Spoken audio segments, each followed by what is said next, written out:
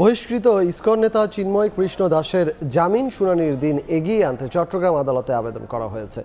সকালে মহানগর দায়রা জজ সাইফুল ইসলামের আদালতে আবেদন করেন সুপ্রিম কোর্টের আইনজীবী রবীন্দ্র ঘোষ। আবেদন মঞ্জুর হলেও স্থানীয় ওকালতনামা না আনা পর্যন্ত শুনানি হবে না বলে জানিয়েছেন আদালত।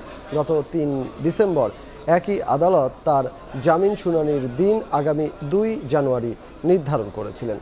৩১ অক্টোবর চিন্ময়ের বিরুদ্ধে জাতীয় পতাকা অবমাননার অভিযোগ এনে রাষ্ট্রদ্রোহ মামলা করেন বিএনপি বহিষ্কৃত নেতা ফিরোজ খান।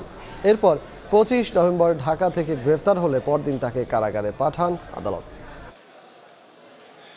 চিন্ময় প্রভু এবং আরও কিছু লয়ার এখানে ক্রিমিনাল কেসে ইনভলভ হয়েছে এবং এই কারণে লয়ার যারা এখানে ওনার লয়ার ছিলেন তাদেরকেও এই ক্রিমিনাল কেসের আসামি করা হয়েছে।